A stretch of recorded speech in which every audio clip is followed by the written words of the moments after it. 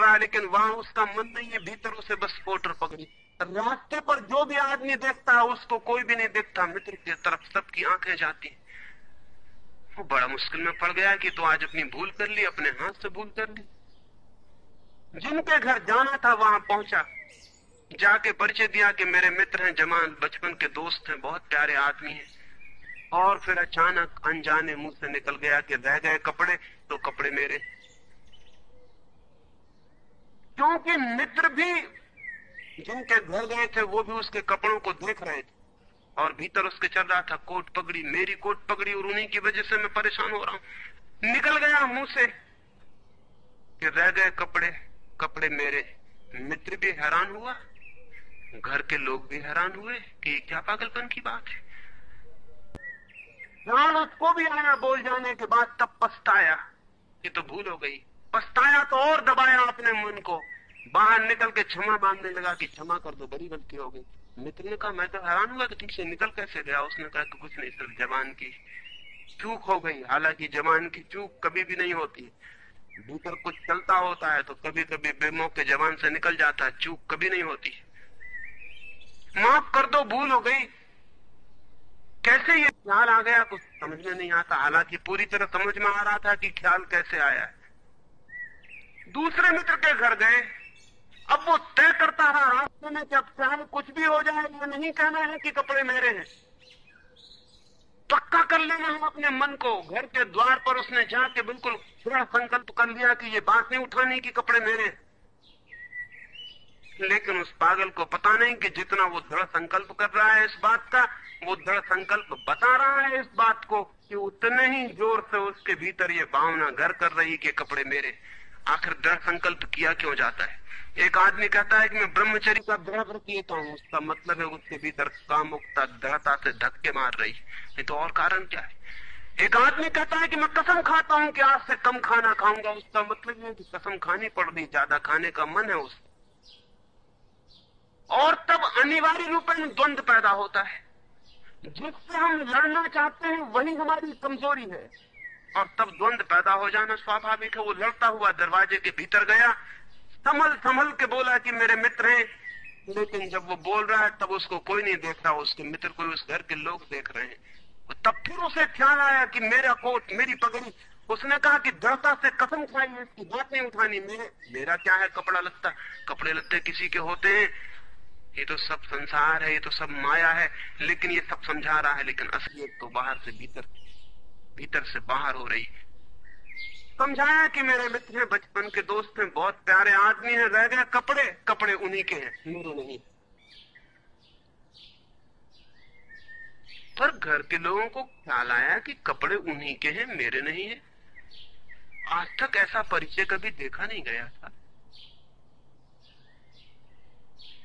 बाहर निकल के क्षमा मांगने लगा कि बड़ी भूल हुई जा रही, मैं क्या करूं क्या ना करूं, ये क्या हो गया है मुझे। आज तक मेरी जिंदगी में कपड़ों ने इस तरह से मुझे नहीं पकड़ा, किसी को नहीं पकड़ा। लेकिन अगर तरकीब उपयोग में करें तो कपड़े पकड़ ले। मित्र ने कहा मैं जाता नहीं तुम्हारे साथ, पर वो हाथ जोड़ने लगा कि नहीं ऐसा मत करो, जीवन भर के लिए दुख रह जाएगा कि मैंने क्या दुर्व्यवहार किया। अब मैं कसम खा के कहता हूं कि कपड़ों की बात ही नहीं उठानी। मैं बिल्कुल भगवान की कसम खाता हूं कि कपड़ों की बात नहीं उठानी। और कसम खाने वालों से हमेशा सावधान रहना जरूरी है, क्योंकि जो भी कसम खाता है उसके भीतर उस कसम से भी मजबूत कोई बैठा है जिसके खिलाफ वो कसम खा रहा है। और वो जो भीतर बैठा है वो ज्यादा भीतर है, कसम ऊपर है और बाहर है। कसम चेतन मन से खाई गई है, और जो भीतर बैठा है वो अचेतन की परतों तक समाया हुआ है। अगर मन के 10 हिस्से कर दें तो कसम एक हिस्से ने खाई है, 9 हिस्से उल्टा भीतर खड़ा हुआ है। ब्रह्मचर्य की कसम एक हिस्सा खा रहा है मन का, और 9 हिस्सा परमात्मा की दुहाई दे रहा है। वो जो परमात्मा ने बनाया वो उसके लिए कहा चला जा रहा है, कहे चला जा रहा है। गए तीसरे मित्र के घर, अब उसने बिल्कुल ही अपनी सांसों तक पे संयम कर रखा है। संयमी आदमी बड़े खतरनाक होते हैं, क्योंकि उनके भीतर ज्वालामुखी उबल रहा है और ऊपर से वो संयम साधे हुए हैं। और इस बात को स्मरण रखना कि जिस चीज को साधना पड़ता है, साधने में इतना श्रम लग जाता है कि साधना पूरे वक्त हो नहीं सकती, फिर शिथिल होना पड़ेगा, विश्राम करना पड़ेगा। अगर मैं जोर से मुट्ठी बांध लूं तो कितनी देर बांधे रख सकता हूं? 24 घंटे। जितनी जोर से बांधूंगा उतने ही जल्दी थक जाऊंगा और मुट्ठी खुल जाएगी। जिस चीज में भी श्रम करना पड़ता है, जितना ज्यादा श्रम करना पड़ता है उतने जल्दी थकान आ जाती, शक्ति खत्म हो जाती और उल्टा होना शुरू हो जाता है। मुट्ठी बांधी जितने जोर से उतने ही जल्दी मुट्ठी खुल जाएगी। मुट्ठी खुली रखी जा सकती है 24 घंटे, लेकिन बांध के नहीं रखी जा सकती। जिस काम में श्रम पड़ता है उस काम को आप जीवन नहीं बना सकते, कभी सहज नहीं हो सकता वो काम। श्रम पड़ेगा, फिर विश्राम का वक्त आएगा ही। इसलिए जितना सधा हुआ संत होता है उतना ही खतरनाक आदमी होता है, क्योंकि उसका विश्राम का वक्त आएगा। 24 घंटे में घंटे भर को उसे शिथिल होना पड़ेगा। उसी बीच दुनिया भर के पाप उसके भीतर खड़े हो जाएंगे, नरक सामने आ जाएगा। तो उसने बिल्कुल ही अपने को सांस सांस रोक लिया और कहा कि अब कसम खाता हूं कि इन कपड़ों की बात ही नहीं उठानी। लेकिन आप सोच लें उसकी हालत। अगर आप थोड़े बहुत भी धार्मिक आदमी होंगे तो आपको अपने अनुभव से भी पता चल सकता है कि उसकी क्या हालत हुई होगी। अगर आपने कसम खाई हो, व्रत लिए हो, संकल्प साधे हो, तो आपको भली भांति पता होगा कि भीतर क्या हालत हो जाए। भीतर गया उसके माथे से पसीना चू रहा है, इतना श्रम पड़ रहा है। मित्र डरा हुआ है उसके पसीने को देखकर कि वो उसकी सब नसें खींची हुई हैं। वो बोल रहा है एक एक शब्द कि मेरे मित्र हैं, बड़े पुराने दोस्त हैं, बहुत अच्छे आदमी हैं। और एक क्षण को वो रुका, जैसे भीतर से कोई जोर का धक्का आया हो और सब बह गया, बाढ़ आ गई और सब बह गया। और उसने कह दिया, रह गए कपड़े की बात, तो मैंने कसम खा ली है कि कपड़े की बात ही नहीं करनी।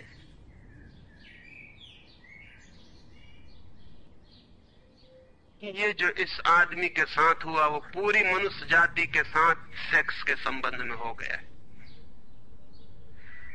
सेक्स को ऑब्सेशन दी, सेक्स को रोग बनाए, घाव बनाए और सब विषाक्त कर दिया, सब विषाक्त कर दिया। छोटे छोटे बच्चों को समझाया जा रहा है कि सेक्स पाप है, लड़कियों को समझाया जा रहा, लड़कों को समझाया जा रहा कि सेक्स पाप है। ये लड़की जवान होगी, ये लड़का जवान होगा, इनकी शादियां होंगी और सेक्स की दुनिया शुरू होगी और इन दोनों के भीतर ये भाव है कि ये पाप है। और फिर कहा जाएगा स्त्री को कि पति को परमात्मा मान। जो पाप में ले जा रहा उसको परमात्मा कैसे माना जा सकता? ये कैसे संभव है कि जो पाप में घसीट रहा है वो परमात्मा हो? और उस लड़के को कहा जाएगा, उस युवक को कहा जाएगा कि तेरी पत्नी है, तेरी साथनी है, तेरी संगी है। लेकिन जो नरक में ले जा रही, शास्त्रों में लिखा कि स्त्री नरक का द्वार है। ये नरक का द्वार, संगी और साथनी, ये मेरा आधा अंग, ये नरक की तरफ जाता हुआ आधा अंग मेरा, ये इसके साथ कौन सा सामंजस्य बन सकता है? सारे दुनिया का दाम्पत्य जीवन नष्ट किया है इस शिक्षा ने। और जब दंपति का जीवन नष्ट हो जाए तो प्रेम की कोई संभावना नहीं रही, क्योंकि जब पति और पत्नी प्रेम न कर सके एक दूसरे को, जो कि अत्यंत सहज और नैसर्गिक प्रेम है, तो फिर कौन और किसको प्रेम कर सकेगा? इस प्रेम को बढ़ाया जा सकता है कि पत्नी और पति का प्रेम इतना विकसित हो, इतना उदात्त हो, इतना ऊंचा बने कि धीरे धीरे बांध तोड़ दे और दूसरों तक फैल जाए। ये हो सकता है, लेकिन इसको समाप्ति कर दिया जाए, तोड़ ही दिया जाए, विषाक्त कर दिया जाए तो फैलेगा क्या, बढ़ेगा क्या? रामानुज एक गांव में ठहरे थे और एक आदमी ने आके कहा कि मुझे परमात्मा को पाना है। तो उन्होंने कहा कि तूने कभी किसी को प्रेम किया है? उस आदमी ने कहा, इस झंझट में मैं कभी पड़ा ही नहीं, प्रेम वगैरह की झंझट मैंने की, मुझे तो परमात्मा को खोजना है। रामानुज ने कहा, तूने कभी झंझट ही नहीं की प्रेम की? उसने कहा, मैं बिल्कुल सच कहता हूं आपसे। और बेचारा ठीक ही कह रहा था, क्योंकि धर्म की दुनिया में प्रेम एक डिस्क्वालिफिकेशन, एक अयोग्यता है। तो उसने सोचा कि अगर मैं कहूं किसी को प्रेम किया तो वो कहेंगे भी प्रेम प्रेम छोड़, ये राग माग छोड़, अब ये घर, पहले इन सब कुछ छोड़ के आ, तब इधर आना। तो उस बेचारे ने किया भी हो तो वो कहता गया कि मैंने नहीं किया, नहीं किया। ऐसा कौन आदमी होगा जिसने थोड़ा बहुत प्रेम नहीं किया हो? रामानुज ने तीसरी बार पूछा कि तू कुछ तो बता, थोड़ा बहुत भी, कभी भी किसी को।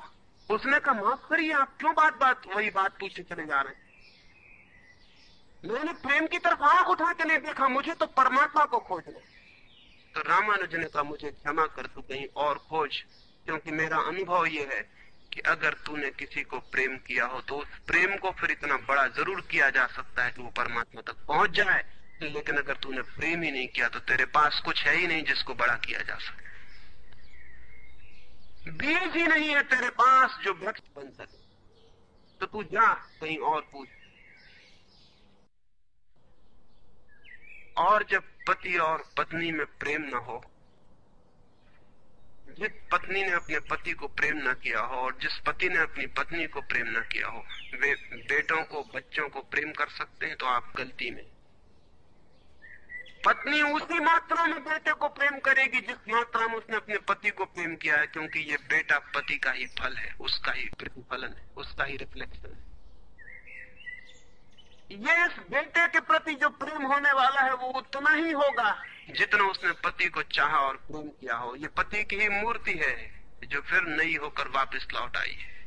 अगर पति के प्रति प्रेम नहीं है तो बेटे के प्रति प्रेम सच्चा कभी भी नहीं हो सकता। और अगर बेटे को प्रेम नहीं किया गया, पालना पोसना और बड़ा कर देना प्रेम नहीं है,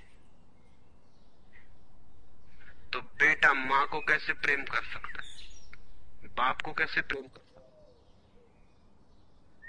वो जो यूनिट है जीवन का, परिवार, वो विषाक्त हो गया है सेक्स को दूषित कहने से, कंधेम करने से, निंदित करने से। और परिवार ही फैलकर पूरा जगत है, पूरा विश्व है। और फिर हम कहते हैं कि प्रेम बिल्कुल दिखाई नहीं पड़ता। प्रेम कैसे दिखाई पड़ेगा? हालांकि हर आदमी कहता है कि मैं प्रेम करता हूँ, माँ कहती है, पत्नी कहती है, बाप कहता है, भाई कहता है, बहन कहती है, मित्र कहते हैं कि हम प्रेम करते हैं। सारी दुनिया में हर आदमी कहता है कि हम प्रेम करते हैं, और दुनिया में इकट्ठा देखो तो प्रेम कहीं दिखाई ही नहीं पड़ता। इतने लोग अगर प्रेम करते हैं तो दुनिया में तो प्रेम की वर्षा हो जानी चाहिए थी, प्रेम के फूल ही फूल के जाने चाहिए थे, प्रेम के दिए ही दिए जल जाते, घर घर प्रेम का दिया होता तो दुनिया में इकट्ठी इतनी रोशनी होती प्रेम की। लेकिन वहां तो घृणा की रोशनी दिखाई पड़ती है, क्रोध की रोशनी दिखाई पड़ती है, युद्धों की रोशनी दिखाई पड़ती है। प्रेम का तो कोई पता नहीं चलता। झूठी है ये बात, और ये झूठ जब तक हम मानते चले जाएंगे तब तक सत्य की दिशा में खोज भी नहीं हो सकती। कोई किसी को प्रेम नहीं कर रहा है, और जब तक काम के निसर्ग को परिपूर्ण आत्मा से स्वीकृति नहीं मिलती तब तक कोई किसी को प्रेम कर भी नहीं सकता। मैं आपसे कहना चाहता हूं कि काम दिव्य है, डिवाइन। सेक्स की शक्ति परमात्मा की शक्ति है, ईश्वर की शक्ति है। इसीलिए तो उससे ऊर्जा पैदा होती है और नया जीवन विकसित होता है। वही तो सबसे रहस्यपूर्ण शक्ति है, वही तो सबसे ज्यादा मिस्टीरियस फोर्स है। उससे दुश्मनी छोड़ दें।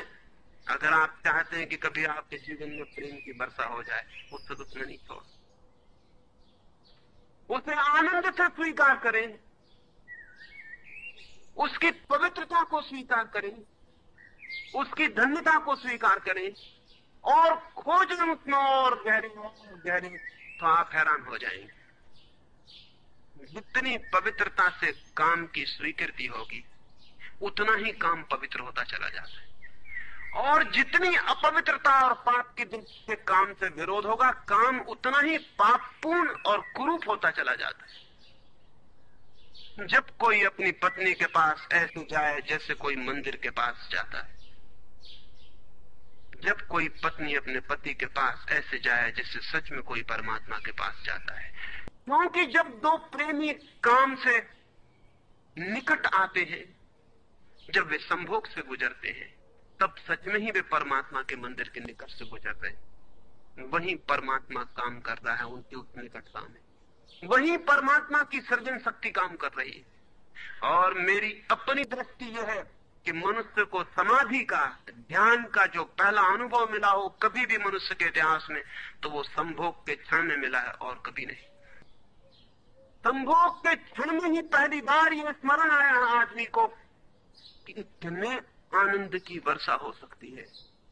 और जिन्होंने सोचा, जिन्होंने मेडिटेट किया, जिन लोगों ने काम के संबंध पर और मैथुन पर चिंतन किया और ध्यान किया, उन्हें यह दिखाई पड़ा कि काम के क्षण में, मैथुन के क्षण में, संभोग के क्षण में मन विचारों से शून्य हो जाता है। एक क्षण को मन के सारे विचार रुक जाते, और वो विचारों का रुक जाना और वो मन का ठहर जाना ही आनंद की वर्षा का कारण होगा। तब उन्हें सीक्रेट मिल गया, राज मिल गया कि अगर मन को विचारों से मुक्त किया जा सके किसी और विधि से भी, तो भी इतना ही आनंद मिल सकता है। और तब समाधि और योग की सारी व्यवस्थाएं विकसित हुई, जिनमें ध्यान और सामायिक और मेडिटेशन और प्रेयर, इनकी सारी व्यवस्थाएं विकसित हुई। इन सब के मूल में संभोग का अनुभव है। और फिर मनुष्य को अनुभव हुआ कि बिना संभोग में जाए भी चित्त शून्य हो सकता है, और जो रस की अनुभूति संभोग में हुई थी वो बिना संभोग के भी बरस सकती है। फिर संभोग क्षणिक हो सकता है, क्योंकि शक्ति और ऊर्जा का वो निकास और बहाव है, लेकिन ध्यान सतत हो सकता है। तो मैं आपसे कहना चाहता हूं कि एक युगल संभोग के क्षण में जिस आनंद को अनुभव करता है, एक योगी 24 घंटे उस आनंद को अनुभव करने। लेकिन इन दोनों आनंदों में बुनियादी विरोध नहीं है, और इसलिए जिन्होंने कहा कि विषयानंद और ब्रह्मानंद भाई भाई हैं, उन्होंने जरूर सत्य कहा है। वे सहोदर हैं, एक ही उदर से पैदा हुए हैं, एक ही अनुभव से विकसित हुए, उन्होंने निश्चित ही सत्य कहा है। तो पहला सूत्र आपसे कहना चाहता हूं, अगर चाहते हैं कि पता चले कि प्रेम तत्व क्या है, तो पहला सूत्र है काम की पवित्रता, दिव्यता, उसकी ईश्वरीय अनुभूति की स्वीकृति, उसको परम हृदय से, पूर्ण हृदय से अंगीकार। और आप हैरान हो जाएंगे, जितना परिपूर्ण हृदय से काम की स्वीकृति होगी, उतने ही आप काम से मुक्त होते चले जाएंगे। जितना अस्वीकार होता है, उतने ही हम बंधते हैं, जैसा वो फकीर कपड़ों से बंध गया। जितना स्वीकार होता है, उतने हम मुक्त होते हैं। अगर परिपूर्ण स्वीकार है, टोटल एक्सेप्टेबिलिटी है जीवन का जो निसर्ग है उसकी, तो आप पाएंगे कि वो परिपूर्ण स्वीकृति को आस्तिकता कहता हूं, वही आस्तिकता व्यक्ति को मुक्त करती है। नास्तिक में उनको कहता हूं जो जीवन के निसर्ग का अस्वीकार करते हैं, निषेध करते हैं, ये बुरा है, ये पाप है, ये विष है, ये छोड़ो, ये छोड़ो, ये छोड़ो। जो छोड़ने की बातें कर रहे हैं वे ही नास्तिक हैं। जीवन जैसा है उसे स्वीकार करो और जो उसकी परिपूर्णता में, वही परिपूर्णता रोज रोज सीढ़ियां सीढ़ियां ऊपर उठाती जाती, वही स्वीकृति मनुष्य को ऊपर ले जाती। और एक दिन उसके दर्शन होते हैं जिसका काम में पता भी नहीं चलता था। काम अगर कोयला था तो एक दिन हीरा भी प्रकट होता है प्रेम। तो पहला सूत्र यह है। दूसरा सूत्र आपसे कहना चाहता हूं, और वो दूसरा सूत्र भी संस्कृति ने और आज तक की सभ्यता ने और धर्म ने हमारे भीतर मजबूत किया है।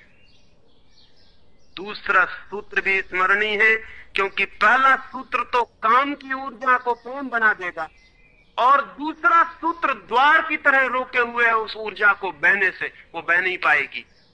वो दूसरा सूत्र है मनुष्य का ये भाव कि मैं हूं, ईगो, उसका अहंकार कि मैं हूं।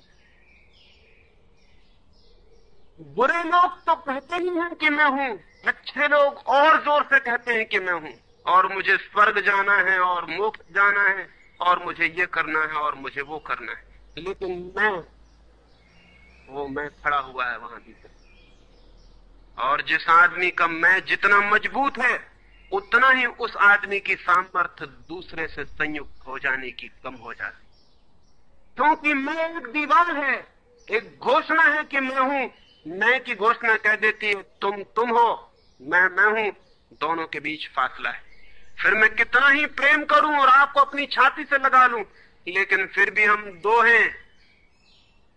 छातियां कितनी ही निकट आ जाएं, फिर भी बीच में फासला है। मैं हूं, तुम हो। इसलिए निकटतम अनुभव भी निकट नहीं ला पाते। शरीर पास बैठ जाते हैं, आदमी दूर दूर बने रह जाते। जब तक भीतर मैं बैठा हुआ है तब तक दूसरे का भाव नष्ट नहीं होता। शास्त्र ने कहीं एक अद्भुत वचन कहा है कि दी अदर इज हेल, वो जो दूसरा है वही नरक है। लेकिन शास्त्र ने ये नहीं कहा कि why the other is other, वो दूसरा दूसरा क्यों। वो दूसरा दूसरा इसलिए है कि मैं न हूं, और जब तक मैं न हूं तब तक दुनिया में हर चीज दूसरी है, अन्य है, भिन्न है। और जब तक भिन्नता है तब तक प्रेम का अनुभव नहीं हो सकता। प्रेम है एकात्म का अनुभव। प्रेम है इस बात का अनुभव कि गिर गई दीवार और दो ऊर्जाएं मिल गई और संयुक्त हो गई।